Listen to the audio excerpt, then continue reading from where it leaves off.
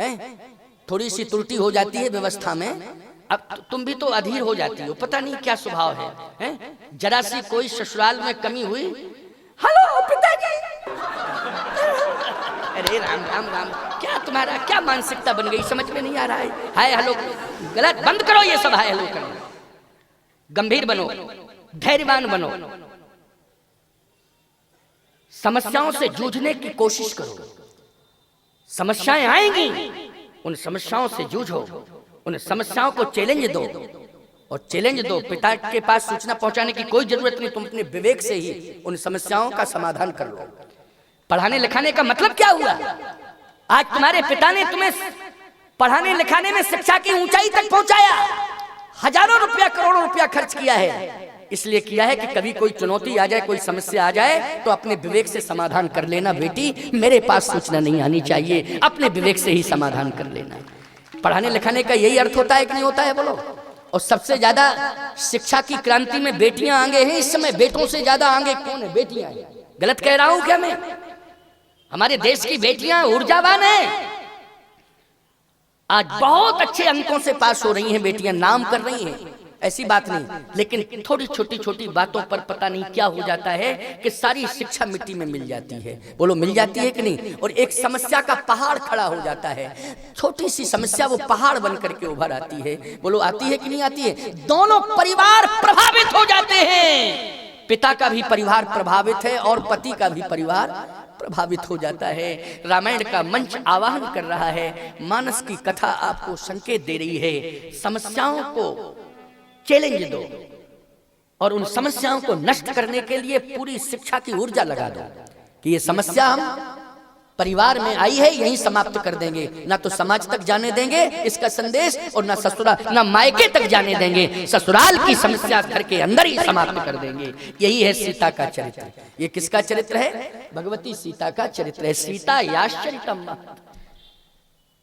वाल्मीकि रामायण तो भगवती सीता के चरित्र से प्रारंभ हुई है। क्यों भाई? रामचरितमानस राम के चरित्र से और वाल्मीकि सीता के चरित्र से। साधारण बात नहीं, आप बहुत बड़ी ताकत है, बहुत बड़ी शक्ति है, बहुत बड़ी ऊर्जा है। ये जो फोन वगैरह मिले हैं, मोबाइल वगैरह मिले हैं, ये तो आपकी समस्या का जो विशेष समस्या आ जाए उसके समाधान के लिए उनका सदुपयोग करना सीखो। दुरुपयोग नहीं, सदुपयोग। अच्छी व्यवस्था है, मैं उस व्यवस्था का विरोध नहीं कर रहा हूँ, लेकिन सदुपयोग हो तब ठीक है, दुरुपयोग नहीं होना चाहिए। ये क्या एक एक सेकंड की बात जो है करना और पहुंचाना, परेशानी में डालना, नहीं नहीं, गलत। इसका सदुपयोग करो, अपने विवेक का परिचय दो, अपनी विवेक की ऊर्जा से समस्याओं का समाधान करना सीखो। बेटियों के लिए भगवती सीता का चरित्र आपको ये प्रेरणा दे रहा है। आइए सुनिए, जनक जी महाराज ने हृदय से लगा लिया बेटी को, रोने लगे फूट फूट करके। अब मंत्रियों ने सोचा कि गड़बड़ हो जाएगा, अगर ज्यादा जो है रोए तो बेटी की विदाई नहीं हो पाएगी, सीता जी की विदाई में एक अवरोध पैदा हो जाएगा। इसलिए अब करना क्या चाहिए? समझाना चाहिए। तो मंत्री लोग कहने लगे महाराज धैर्य धारण करो, धैर्य धारण करो, धैर्य धारण करो। नारद जी वहां भी पहुंच गए। नारद जी का काम ही है ना ये, वहां नारायण नारायण नारायण। मंत्रियों ने कहा अच्छे आए महात्मा, बहुत बढ़िया है, बहुत बढ़िया, आपने बहुत अच्छा किया, क्या समझा दो, हमारे राजा को समझा दो। नारद जी ने कहा क्या बात है महाराज, इतने अधीर क्यों हो रहे हो? इतना अधीर ब्रह्मज्ञानी को नहीं होना चाहिए। महाराज जनक ने कहा नारद तुम समय से आ गए हो, मेरी वेदना को ये मंत्री क्या समझेंगे, मेरे मन के रहस्य को ये मंत्री क्या समझेंगे, इनमें इतना ज्ञान है क्या? नारद जी ने कहा बड़े बड़े महात्मा नहीं समझ पाते आपके मर्म को। बोले आप समझोगे नारद, आप समझोगे, क्योंकि आप भक्ति के आचार्य। क्या हो आप? भक्ति के आचार्य हो, इसलिए आप मर्म को समझोगे। अब मेरी वेदना समझ लो। नारद जी की वार्ता जनक जी से हो रही है। क्या वार्ता? क्यों दुख? इसलिए कि मैं कौन हूं? विदेह। नारद जी ने कहा आप विदेह हैं, और बेटी मिली है वैदेही। उर्मिला के साथ वैदेही शब्द नहीं, श्रुतकीर्ति मांडवी के साथ वैदेही शब्द नहीं, केवल सीता जी के साथ जुड़ा है वैदेही। क्यों भाई, जुड़ा है कि नहीं जुड़ा है? जल्दी बोलो। विदेह जनक जी के साथ जुड़ा है और वैदेही सीता जी। विदेह को बेटी मिली है वैदेही, विदेह को बेटी वैदेही मिली हुई है। हे नारद जी, इतने बड़े साम्राज्य की स्वामिनी बनने जा रही है, कि जहां अवध राजसुर राज सिंहाही और दशरथ धन लख धनद लजाही। पूरी तैयारी हो चुकी है अयोध्या में कि जैसे ही राम और सीता प्रवेश करें तो सबके और अभिलाष है, कहे मनाए महेश आप अछत जुबराज पद राम देव नरेश। क्यों भाई, यही तैयारी चल रही थी कि नहीं? और एक बात आपको गूढ़ रहस्य बता दें आप वैसे तो आप समझते हैं, सुना भी होगा आपने, जब भगवान राम और सीता जी मंडप के नीचे बैठे थे, भगवान राम और श्री जानकी जी सीता जी मंडप के नीचे बैठी थी, श्री किशोरी जी और राम जी बैठे थे, तो उस समय दशरथ जी ने जब देखा तो बैठे बरासन राम जानकी मुदित मन दशरथ भय। दशरथ जी प्रसन्न हो गए और दशरथ जी ने कहा बस बहुत बढ़िया जोड़ी है, सीता राम मनोहर जोड़ी, दशरथ नंदन जनक किशोरी, बड़ी गजब की जोड़ी है, बहुत गजब की जोड़ी। फिर क्या है, बस अब मैं निश्चिंत हो गया। क्या निश्चिंतता आ गई? बोले जैसे ही राम सीता पहुंचेंगे तुरंत राज्य समर्पित, राजा राम जानकी। अब राजा रानी दोनों मिल गए हैं अयोध्या को।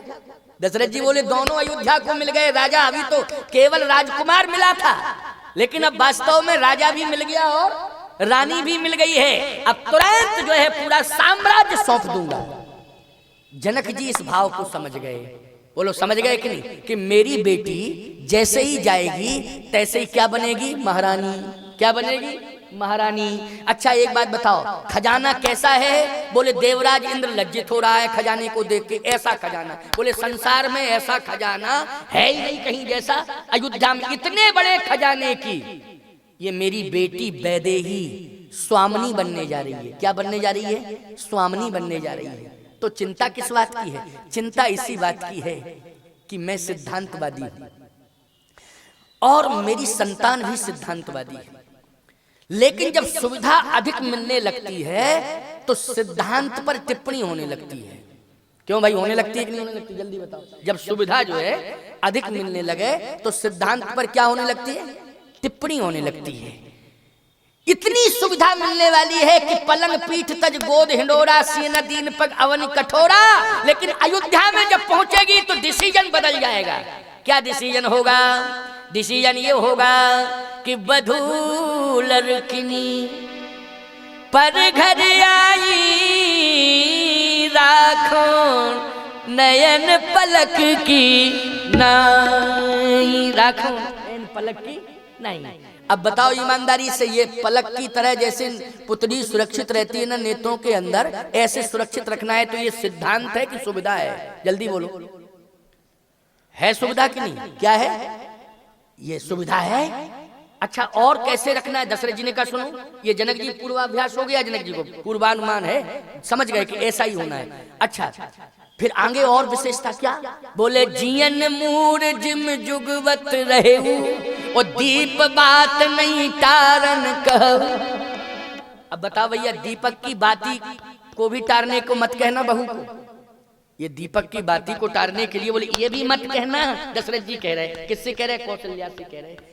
अब बोलो इसका संबंध सुविधा से है कि सिद्धांत से? जल्दी बोलो। जनक जी समझ रहे हैं और मन ही मन रो रहे जनक जी। और मन क्या, मन ही मन क्या रो रहे? सीता जी को देख करके तो और रोने लगे। और इसलिए रो रहे हैं कि अब तो मेरी बेटी इतनी सुविधा में जाने वाली है और सुविधा का साम्राज्य की स्वामिनी बनने वाली है मेरी बेटी, जहां दीपक की बाती टालने तक के लिए नहीं कहा जाएगा। जनक कहीं सुविधा में सिद्धांत पर प्रश्न न लग जाए, बदनामी तो जनक को मिलेगी कि इतने बड़े ब्रह्मज्ञानी सिद्धांतवादी थे और बेटी को सुविधा भोगी बना दिया तुमने। यही संस्कार। आज मैं ये सोच रहा हूं, चिंतन कर रहा हूं नारद जी कि अवधपुर में जाकर के इतनी सुविधा मिलने वाली है, इतने साम्राज्य की स्वामिनी बनने वाली है मेरी बेटी, कि कहीं ऐसा न हो कि सुविधा के चक्कर में सिद्धांत पर टिप्पणी लग जाए और उसका खामियाजा किसे भुगतना पड़ेगा? जनक को। चर्चा किसकी होगी? जनक की होगी। जनक की बेटी है ये किसकी बेटी है? जनक की बेटी है। नारद जी ने कहा कि धैर्य धारण करो, धैर्य धारण करो। जनक तुम्हारा त्याग और प्रयास और परिश्रम व्यर्थ नहीं जाएगा। नारद जी कह रहे हैं व्यर्थ नहीं जाएगा, लेकिन धैर्य धारण करो, रोने की जरूरत नहीं है। जनक जी बोले चिंता का विषय बना हुआ है यही। तो किसके कारण रो रहे हैं? मोह के कारण नहीं रो रहे हैं, सिद्धांत के कारण। किसके कारण रो रहे हैं? जल्दी बोलो। सिद्धांत के कारण रो रहे हैं। लेकिन अब आप देखें, गजब की बात यह है, जैसे ही अच्छा एक और स्थिति जुड़ गई। क्या? सुनैना जी ने कह दिया कि सुनो, बेटी के साथ दासियों को भेजो, बेटियों के साथ दासियों को भेजो, दासियों को भेजो। किसके लिए दासियां जाएंगी? बोलो ईमानदारी। दासियों का मतलब क्या? सेवा। दासियों का मतलब सेवा। एक बात और बतावें, पिता की सोच में और माँ की सोच में अंतर है। माँ का मोह ज्यादा होता है बेटी के प्रति, होता है कि नहीं होता है? जैसे बाप ने भरपूर दे दिया हो, पीछे से माँ कहेगी ये और दे दो, ये और दो, ये क्यों माँ कहेगी कि नहीं कहेगी? अच्छा तो वो कहे दे तो दिया है, नहीं नहीं ये हाँ दे दो, दे दो, दे दो, कोई बात दे दो। ये माँ की ममता भी क्या है? माँ की ममता है। लेकिन सत्य कह रहा हूं मैं, लोग कहने के लिए कह जाए कि बेटी के प्रति माँ की ममता ज्यादा होती, मैं कहता बाप की ममता ज्यादा होती। बस अंतर इतना है कि माँ पहले से रोने लगती है, विदा करते समय रोती है, और बेटी चली जाती है तब रोती है। लेकिन बाप एकांत में जाके रोता है, जहां कोई होता नहीं, जहां कोई होता नहीं है वो वहां रोता है। जहां कोई होता नहीं वहां रोता है तो कौन देख पाएगा आंसू? बोलो भाई। लेकिन ऐसी बात नहीं है कि पिता के आंसू कम निकलते हो, लेकिन कोई देख नहीं पाता है, वहां कोई होता ही नहीं है जहां वो रोता है। सत्य तो ये है कि पिता का भी बहुत बड़ा स्थान है, पिता का भी दायित्व बहुत बड़ा है। बोलो है दायित्व कि नहीं है? बहुत बड़ा दायित्व है। घर के अंदर की संपूर्ण जिम्मेदारी आपकी है, लेकिन घर के बाहर का क्षेत्रफल बड़ा होता है, घर का क्षेत्रफल अंदर का उतना बड़ा नहीं होता है। बोलो भाई कितना बड़ा होगा घर के अंदर का क्षेत्रफल? अंदर का क्षेत्रफल, घर के अंदर की व्यवस्था को आप संभालती हो, सीमित क्षेत्र है, लेकिन बाहर की व्यवस्था को पिता संभालता है, असीमित क्षेत्र होता है। उसके सामने बहुत बड़ी बड़ी समस्याएं हुआ करती हैं। इसलिए पति पत्नी को दोनों को सकारात्मक सोच अपनानी चाहिए और बड़े प्रेम से रहना चाहिए, जिससे न घर के अंदर की समस्या रहे न घर के बाहर की कोई समस्या रहे। सुनैना जी ने कहा कि दासियों को भेजो। जनक जी ने कहा ठीक है भेज दो। लेकिन फिर जनक जी ने कहा कि सुनैना, अगर दासियों को भेजा जाएगा बेटियों की सेवा में तो ये कहा जाएगा कि बेटी का पक्ष लिया गया है। इसका मतलब है राजा ज्ञानी तो है लेकिन अज्ञानी भी है। क्यों भाई? क्योंकि भेद माना है। इसलिए मेरा एक सुझाव है कि दामादों की सेवा के लिए दास भेज दिए जाए। बोलो भाई, ये संतुलन बनाने की बात है कि नहीं? जल्दी बोलो, ये किसकी बात है? बोलो भाई, ये संतुलन बनाने की बात है कि नहीं? और अगर दासियां चली जाती बेटियों की सेवा के लिए तो कहीं ससुराल में ये ना होता कि देखो भैया बहुत बड़े आदमी थे तो बेटियों की व्यवस्था तो कर दी, लेकिन दामाद का तो कोई सम्मान ही नहीं है, दामाद के बारे में तो सोचा ही नहीं है। क्यों भाई? लेकिन क्या बात है साहब, तराजू का पल्ला रखिए, उस पर तौलिए। क्या पवित्र उदार मनः दृष्टिकोण है महाराज जनक का। जनक जी ने कहा कि तो दासों को और भेजना है। और सुनो, केवल थोड़े दास और दासियां नहीं जाएंगी, नहीं तो संदेश गलत जाएगा। फिर अधिक मात्रा में दासियों को भेजो, अधिक मात्रा में दासों को भेजो। बेटी और दामादों की सेवा भी होनी चाहिए, लेकिन बेटी के समान और दामाद के समान जो भी वहां रहते हों उन सबकी सेवा भी होनी चाहिए जनकपुर की ओर से। ऐसा दासी दास दिए बहु तेरे, बहु तेरे मानी असंख्य भेजे। बोलो भेजे कि नहीं भेजे? इसका मतलब है कि मिथिला में भी कहीं कोई सेवा से वंचित न रह जाए। अगर महिलाएं हों तो दासियां अधिक भेजो, पुरुष हैं ज्यादा तो दास अधिक भेजो। वहां की महिलाएं, वहां के पुरुष कोई सेवा से वंचित न रह जाएं। बोलो राम राज्य की पृष्ठभूमि पहले से बना के तैयार कर दी कि नहीं कर दी? जल्दी बोलो, कर दी कि नहीं कर दी? इसलिए मैं कहता हूं ये सोच केवल मिथिला की हो सकती है, ये सोच जनक की हो सकती है। याद रखना, जनक मानी होता है पिता। सीधी सी बात, तुम सब भी जनक हो। जिनके बच्चे पैदा हो गए हैं बोलो वो जनक है कि नहीं? जल्दी बोलो, क्या हो तुम? नाम से कुछ भी हो, संग प्रसाद दास जो भी लगाते हो, लेकिन ईमानदारी से बताओ अगर संतान पैदा हो गई है तो तुम क्या हो? तुम जनक हो। अच्छा आप कौन है फिर? आप सुनैना है। सुमानी सुंदर, नैन जिसके नेत्र सुंदर हो। तो नेत्र सुंदर किसके हैं? नेत्र सुंदर ये नहीं हिरण जैसे नेत्र हो, हिरण जैसे नेत्र हो ना, हिरण विरण जैसे नेत्र नहीं, जिसकी सुंदर दृष्टि हो, जिसकी सुंदर दृष्टि हो, जिसकी सकारात्मक सोच हो और दृष्टि भी उसकी समान रूप से हो। किस कैसी हो? समान रूप से, अपने पराये में भेद ना हो, जिसकी दृष्टि में अपने पराये का भेद ना हो, ऐसी दृष्टि जिसकी है वही सुनैना। तो तुम भी सुनैना बनो। क्या बनो? सुनैना बनो। तुम सब जनक बनो। देखो रामराज जाएगा कि नहीं आएगा? बोलो भाई। चाहे जितनी चुनौतियां क्यों ना आ जाएं, लेकिन रामराज निश्चित रूप से आएगा। तो आज महाराज श्री जनक कहते हैं, नारद मैं इसलिए रो रहा हूं, लेकिन जिस समय देखा कि मेरी बेटी ने त्याग कर दिया। किसका त्याग किया? बोले भोग रोग शम, भोग रोग सम भूषण भारू, ओ यम यातना सरिस संसारू, जही लगनाथ ने ही अरुणाते, पिय बिनती तरण ताते। इसलिए सीता जी ने भोग रोग संभूषण भारू, जितने संबंध नाते हैं सब त्याग दिए। कहा कि जो भी है मेरा पति है, पति है, पति का सुख मेरा सुख है, पति का दुख मेरा दुख है। सीता जी ने कहा इस बात को, पति का सुख ही मेरा सुख है, पति का दुख ही मेरा दुख है। कितनी अच्छी सोच है। बोलो ये सकारात्मक सोच है कि नहीं? ये सकारात्मक सोच है। और समझा रही है किसको? सास को। समझा रही है ससुर को। जिए बिन देह नदी बिन बारी, ओ तैसे नाथ पुरुष बिन नारी। जिए बिन देह, सास ससुर से कह रही हैं कि आप दोनों ज्ञानी हैं। नदी, जल के बिना नदी की कोई कीमत है? दशरथ जी ने कहा कोई कीमत नहीं है। प्राण के बिना देह की कोई कीमत है? कौशल्या जी ने कहा कोई कीमत नहीं।